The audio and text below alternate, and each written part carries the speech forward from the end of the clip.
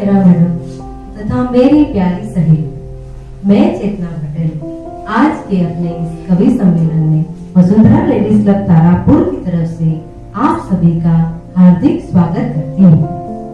आज हम सब कोरोना महामारी की सावधानी बरतते हुए कई महीनों बाद मिल रहे हैं। हम सब के लिए बड़े ही सौभाग्य की बात है कि हमारी क्लब की पहली ऑफलाइन मीटिंग लता नवल मैडम की उपस्थिति में शुरू हो रही है। लता मैडम ने बहुत साल पहले वसुंधरा लेडीज क्लब की स्थापना की और उनकी छत्र छाया में हमारा क्लब अलग अलग क्षेत्रों में अग्रसर रहकर उम्दा कार्य कर रहा है।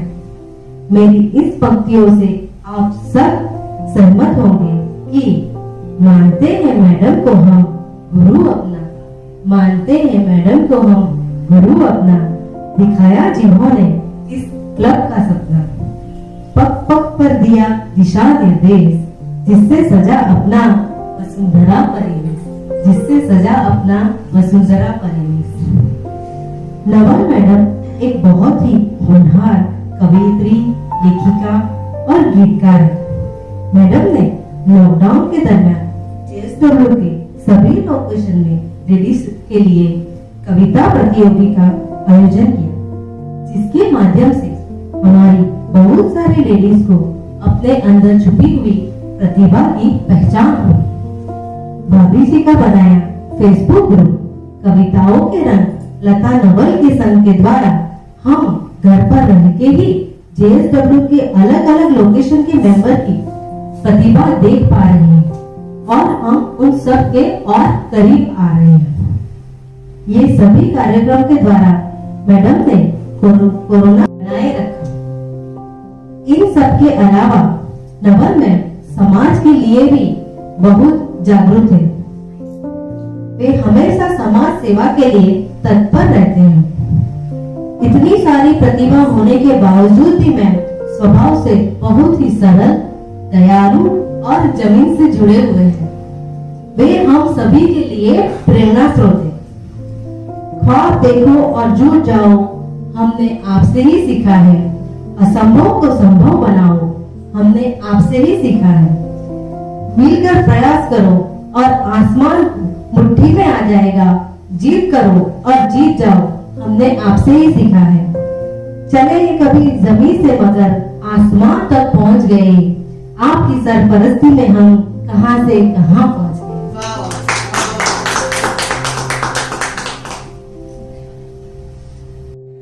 अब मैं उन्हें निमंत्रित कर रही हूँ जो हम सब के लिए प्रेरणा स्रोत है और जिनको सुनने के लिए हम बहुत ही आतुर हो रहे हैं। तो please welcome Lata Naval madam.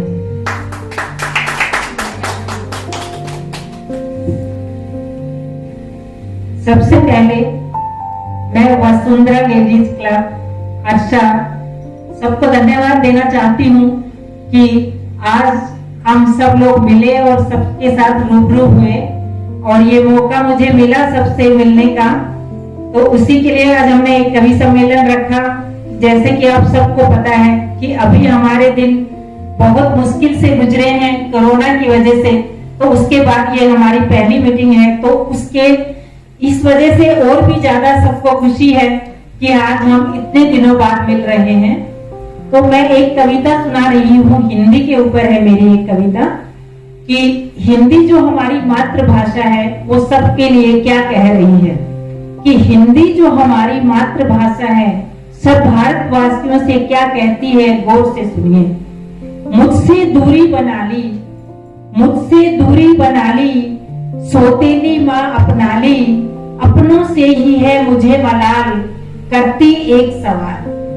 नया अपनाओ पर पुराने को भूल ना जाओ, जैसे दादी नानी का करते सम्मान, छोटों को भी करते प्यार, उसी तरह मुझको भी कर लो स्वीकार। इज्जत होगी दुनिया में तुम्हारी, इज्जत होगी दुनिया में तुम्हारी, बने रहेंगे परंपरा संस्कार। मुझ हिंदी पर तो होना चाहिए तुम्हें गुरु, मुझ हिंदी पर तो होना चाहिए तुम्हें गुरूर, मैं जननी माँ तुल्य तुम्हारी, अंग्रेजी का तो अभी चढ़ा है तुम्हें शुरू। ये हरियाली, ये धरती, पर्वत, नदियां, मेरा संगीत, इन सब के साथ मिलकर गाओ हिंदी का गीत। जय भारत, जय हिंदी भाषा हमारी।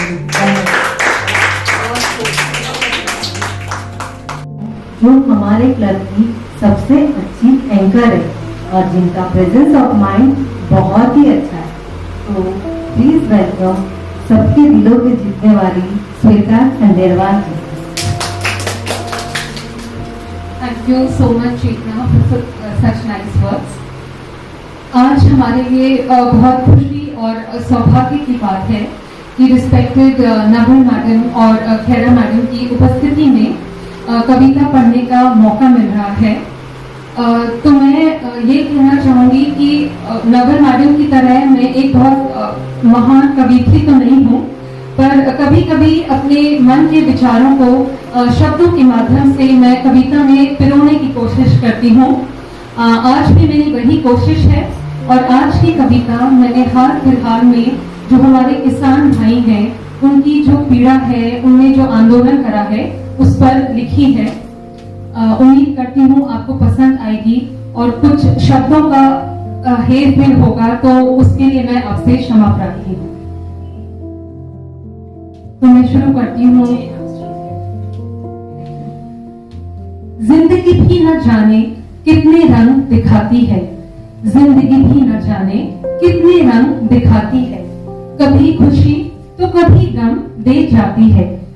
टूट गए वो सपने जिन्हें संजोया था बड़े प्यार से उन आंखों ने, टूट गए वो सपने जिन्हें संजोया था बड़े प्यार से उन आंखों ने। मेहनत करके जिस देश को आगे बढ़ाया था हमारे किसानों ने, मेहनत करके जिस देश को आगे बढ़ाया था हमारे किसानों ने। अपने खून पसीने से खेतों को सींचता है, अपने खून पसीने से खेतों को सींचता है, भूख प्यास की परवाह ना करते हुए लोगों का पेट भरता है। आज वो किसान बेबस और लाचार खड़ा है, आज वो ही किसान बेबस और लाचार खड़ा है, सियासत की दांवपेच में ना जाने कैसे उलझा पड़ा है। अपनी मेहनत का छोटा सा हिस्सा ही तो वो चाहता है, अपनी मेहनत का छोटा सा हिस्सा ही तो वो चाहता है। किसान के लिए ये धरती उसकी माता है। नहीं चाहता वो आंदोलन करना, नहीं चाहता वो आंदोलन करना, घर को छोड़ सड़कों पर उतरना, लेकिन उसकी पीड़ा कौन समझ पाया है, लेकिन उसकी पीड़ा कौन समझ पाया है, समझ कर भी उसे कहां सुलझा पाया है। मजबूर और दुखी होकर ही तो किसान फांसी को गले लगाता है, मजबूर और दुखी होकर ही तो किसान फांसी को गले लगाता है, रोते बिलखते अपने परिवार को पीछे छोड़ जाता है। अगर किसान नहीं रहेगा इस धरती पर, अगर किसान नहीं रहेगा इस धरती पर, ये धरती बंजर बन जाएगी, भुखमरी और बेबसी का मंजर बन जाएगी। अब भी वक्त है, जाग जाग ए मानव, अब भी वक्त है, जाग जाग ए मानव। उस किसान के हिस्से का बस हक ही तो अदा करना है, उस किसान के हिस्से का बस हक ही तो अदा करना है। अपने दिलों में उसके लिए थोड़ा प्यार और इज्जत ही तो भरना है। शुक्रिया।